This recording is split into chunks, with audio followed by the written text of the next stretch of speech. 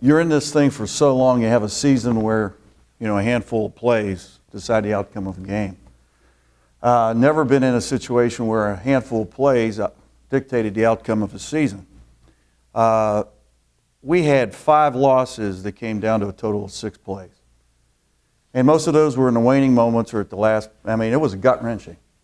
The one thing that I think is a testament to our kids was every week these guys came out of the locker room believing they could win. I think that's the difference between having a year and having a solid program. We improved. I thought we had a real good football team. We got most of them back. But what it taught me was this. It taught me that as an athlete or as a coach, and I'm sure you guys, your coaches have told you the same thing, you got to forget about that last play and tee it up for the next one. And when I talk to friends that are in the industry and mentors, that's what I got to do personally. Our theme verse for this year is forgetting what's in the past, striving, pressing on toward the goal in Christ.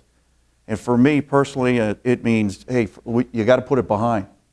And that's how we're handling it. You got to crack the rear view mirror. As the second longest tenured coach in the President's Athletic Conference, can you discuss a little bit about the changes in college football over the last 20 years? Yeah. Chris, Rich, anybody? Shep, Bob? Football's changed. I don't think kids have changed. I think you get a group of kids who still want to be disciplined. I think you get groups of kids that want to be part of something bigger than themselves. I think you get kids that want to improve, the hope of improvement. You guys sitting here are great examples of what your coaches think are those 3 things.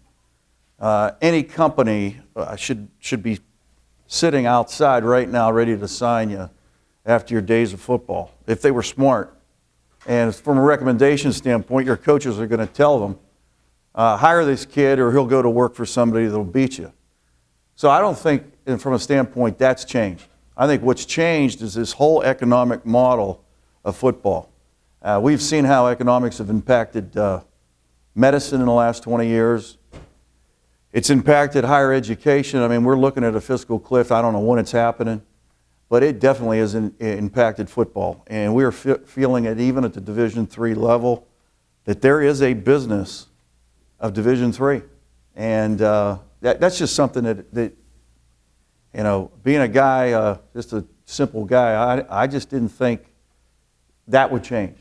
It's more of a business now than it's been. For the past 2 seasons, you've employed a 2-quarterback system with both Rocco and Zach. Should we expect the same duo for looking into 2013? Well, in a perfect world, Hayward doesn't get hurt, so Rocco doesn't have to throw the ball. That's a perfect world.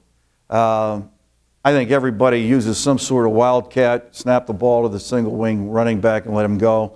And what we've determined now is Colavecchio is exactly that kid. He's a single wing tailback, and we got one of the best kids in the league, and Zach Hayward, he was here last year. So that's probably the way that thing's going to go. Didn't really have much experience with that 2-quarterback system. You other guys, coaches, have done it and done it well. I obviously didn't know what I was doing. That happens a lot, by the way. I came to Geneva because when I came on my recruiting visit, I really felt like a sense of belonging. I really felt a sense of belonging with the people around the campus and the coaches and the other teammates. And so that's why I came to Geneva. And being an engineer on the football team, it's got a lot of benefits. A lot of guys on the football team, I think there's about 30 or so of us that we get together and study, and getting on the same schedule is really nice because we get all our stuff done that we need to get done, and we stay busy, stay out of trouble, and so it's always nice. Coach DeMarco spent a little bit of time talking about the process of continuous improvement. You've been an All-PAC first teamer in 2012 and an honorable mention in 2011. How has this continuing improvement process played a part in your success?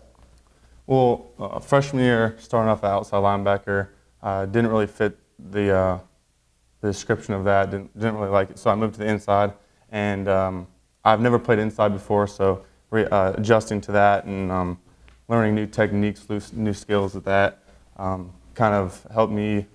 I'm still growing today and still learning more stuff. And I stayed up here during the summer instead of going home to Florida, and really worked out with the other seniors and trying to get better every day. What's one thing that you'd like to see improvement in your own performance going into 2013? I don't really have any personal goals, more team goals. I don't like to look at myself as one to put stuff onto me. I'm a team guy. I want to see our team win and succeed and maybe go on to postseason. Last one. Last season contained a wide variety of ups and downs for your football program. What's one thing that you and your teammates have been able to learn after that roller coaster season?